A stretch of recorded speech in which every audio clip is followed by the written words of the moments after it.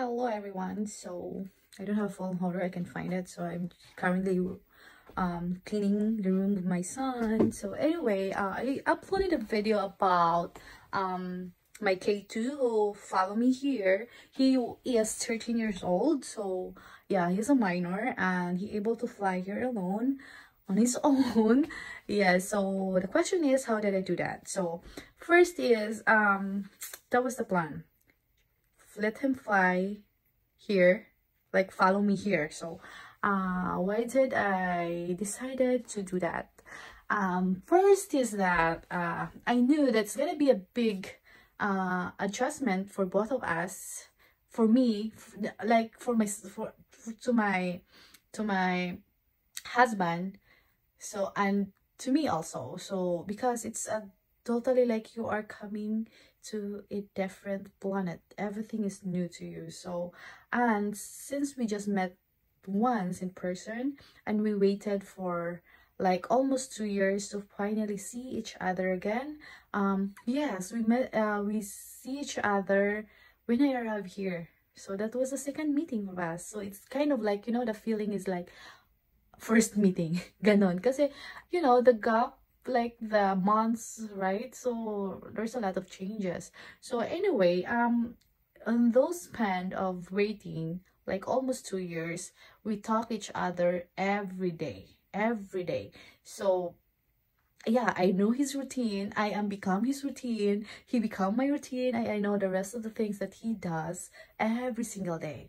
So that's it. But you know, like it's just a screen. Like virtual relationship is totally different with physical, like physical relationship, like physically you are together. It's totally different because, you know, virtual, like this is just a four corner of the screen. So whatever I showed to you, that's the only thing you will like, that's the only thing that will reflect of who I am in your understanding, right?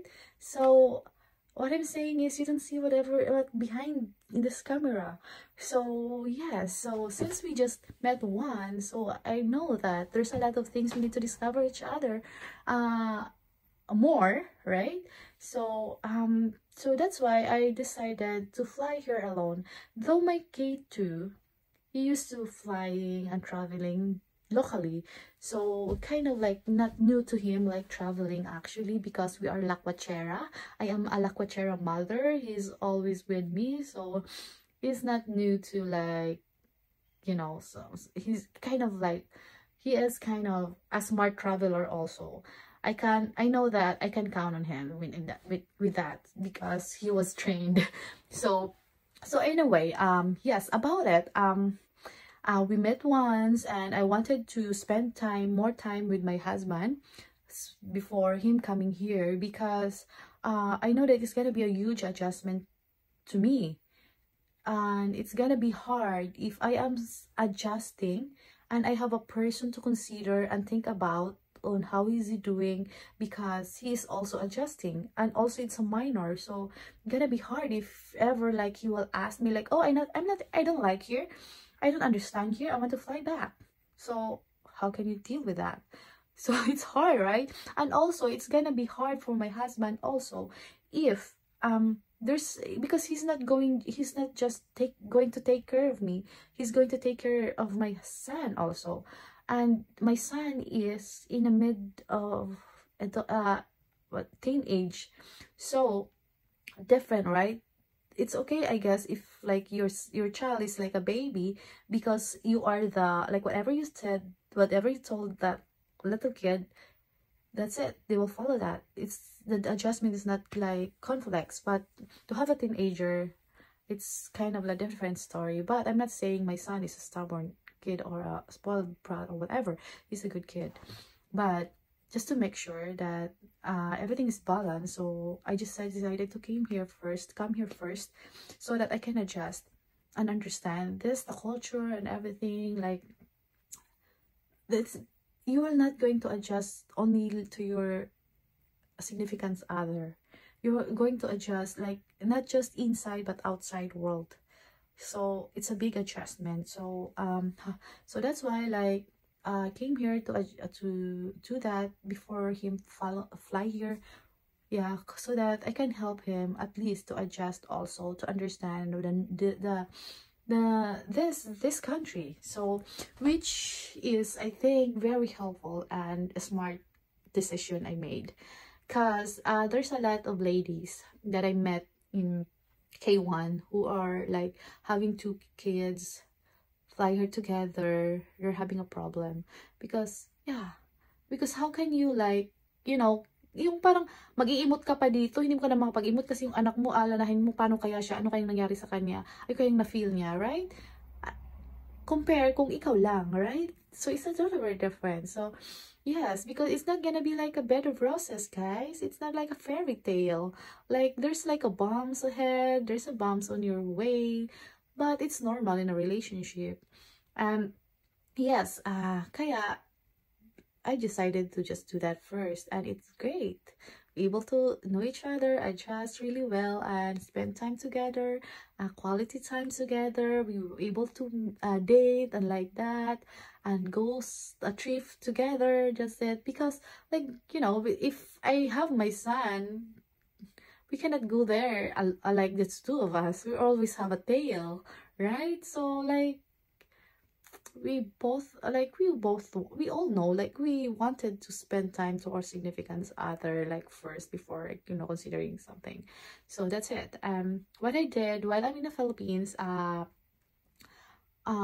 plan was I'm not going to take him to the with me to the interview, and he's not going to have a medical. I had my medical first, but I got sputum, so I waited for 2 months. When I flew back to Philippines, I mean to Manila, because I'm from Mindanao, I took him for vacation, but he is included to my appointment. Everything, like, to my interview appointment, he was there. His name was there. So because, yeah, I think everything was like, the officer will ask you if your K2 was not with you, so they will ask you about it. And you can just tell them that they will be like to follow, and they will be fine. So, and I took him with me there for vacation, since that flight, that would be my flight, my final flight, go from Manila to US. So after all the transaction, my plan was fly right away, so I'm not going to fly back. So I took him with me there, and before that, a week before, days before I have my vaccination, because I got sputum, so I went back to have my vaccination. So I heard that they have like a problem of EGRA test, and that day it's available. So I was like, okay, I think you need to have your medical examination since I'm here, so that we don't get a problem in the future.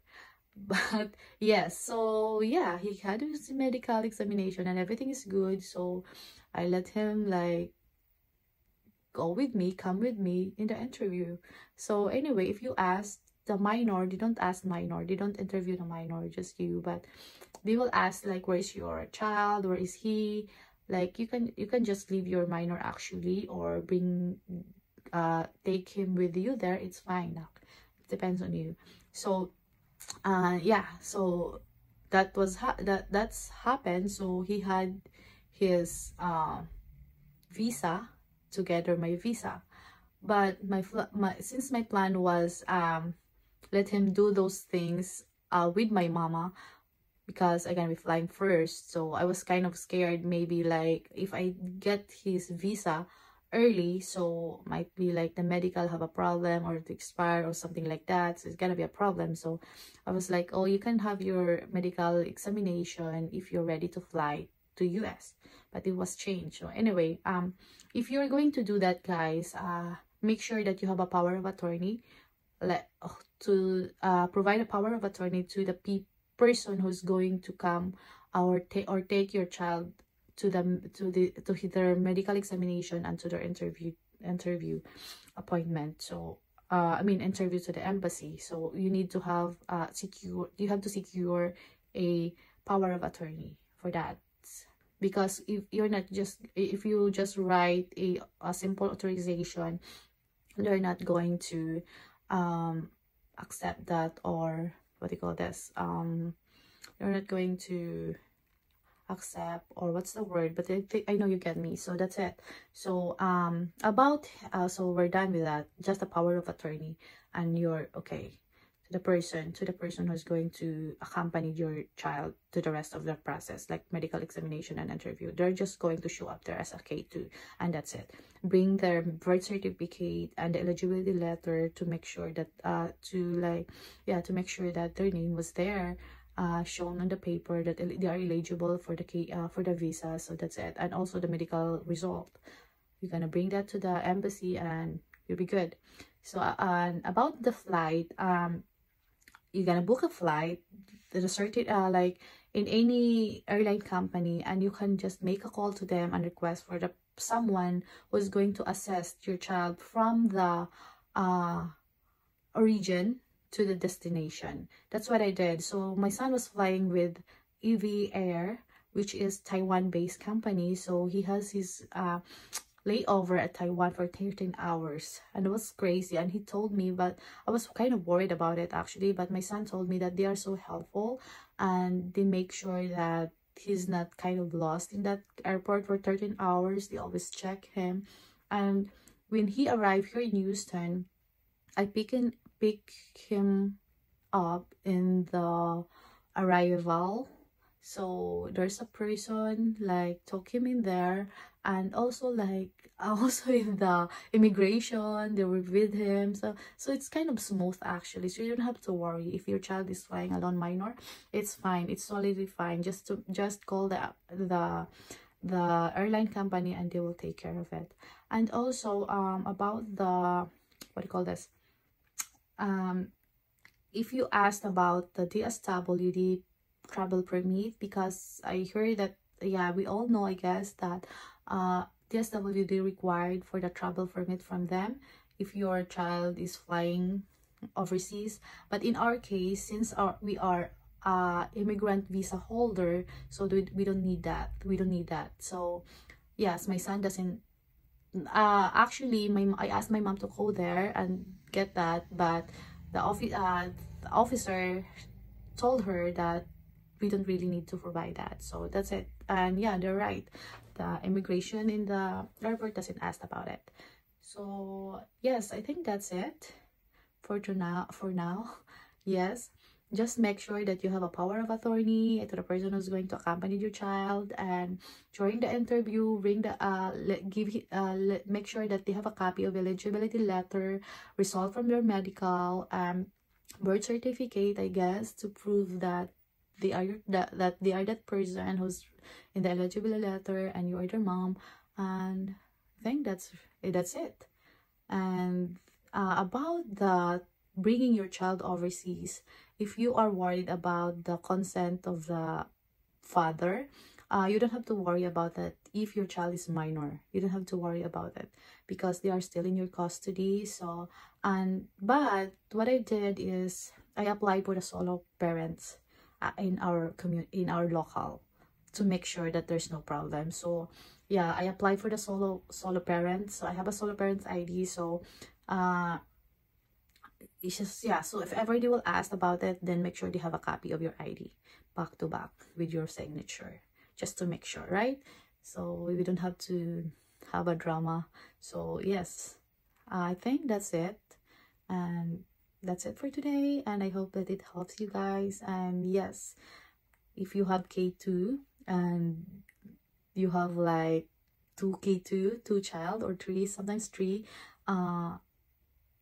I think you should fly first and have quality time, spend quality time with your significant others before having them, because it's a totally different story if the child is like, there's a child involved, like there's more responsibility coming. So you have to like spend time first together as a couple, because we miss thousands of hours, hundreds of days that we're not spending with them. We're just like on the phone. So we need to spend so much, like as much as we can, make it more like, you know, to build a relationship better and stronger.